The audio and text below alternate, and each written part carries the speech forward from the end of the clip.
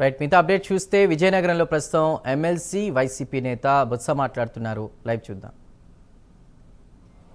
మాట్లాడమంటే ఏంటి విజయనగరంలో ఎప్పుడు లేదు కదా, పుట్టిన దగ్గర నుంచి కూడా మనకి ఇలాంటి సంస్కృతి మన స్వతంత్ర ప్రాంతంలో ఎక్కడ లేదు కదా, ఏంటని తెలుసుకున్నాం.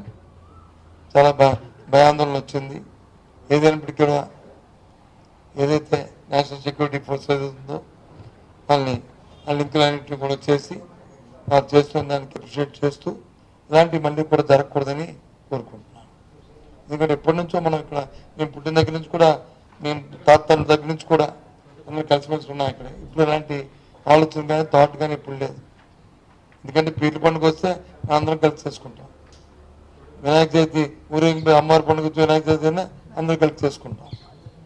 కానీ ఇది ఎందుకు వచ్చిందో ఇది మరి ఎవరో ఒకరిద్దరు చేసిన దానికి అనవసరంగా చెడ్డపేరు, ఊరికి చెడ్డపేరు, ఆ సంస్కృతి చెడ్డపేరు అందుకే రాకూడదని కోరుకుంటున్నాను.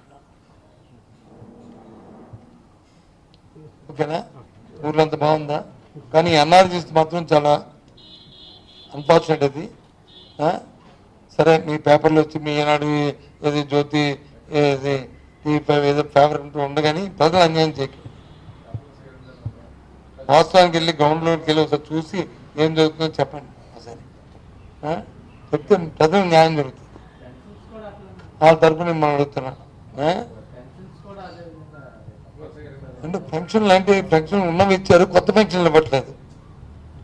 అది ప్రభుత్వ విధానం. వాళ్ళు ఎప్పుడు ఇస్తే అప్పుడు ఇస్తారు. ఇంతకుముందు వైసీపీ ప్రభుత్వం ఉన్నప్పుడైతే సంవత్సరాన్ని 2 సార్లు ఇచ్చేవాళ్ళం. జనవరి జూలై ఇచ్చేవాళ్ళం.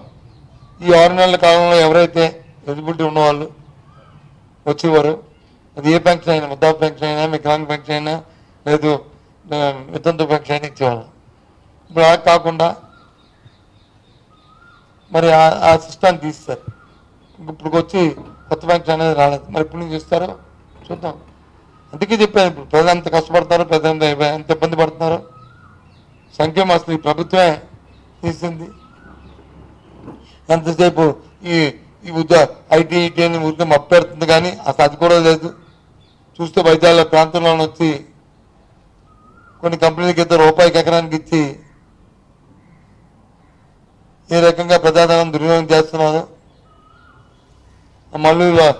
ఇది లుల్లుల మాల్కి అయితే వాళ్ళు పెట్టిన ఇన్వెస్ట్మెంటే 15,000 కోట్లు, ప్రభుత్వ భూమి ఖరీదు వచ్చి 2,000 కోట్లు. ఈ రకంగా ఏ రకంగా వైజాగ్లో దోపిడీ జరుగుతుందో చూస్తున్నాం.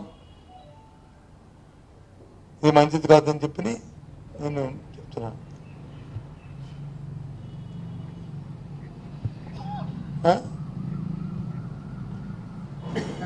కాదు కదా.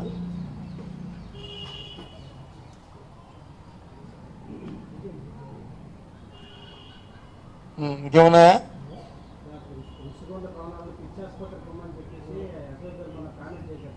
సరే, అశోక్ గజరాజు గారి కామెంట్ చూస్తే ఆ కామెంట్ చూస్తే అది ఆయన తాలూకు ఆయన మైండ్ సెట్ని చెప్తుంది.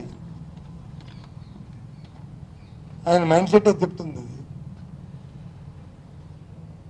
సాక్షాత్తు ఆయన ముఖ్యమంత్రి, ఆ నాయకుడు అంత అద్భుత భవనాలు కట్టాలి, ఎంత బ్రహ్మాండంగా ఉన్నాయి, అది ఏం చేయాలో మాకు అర్థం అవుతుంది ఆలంటుంటే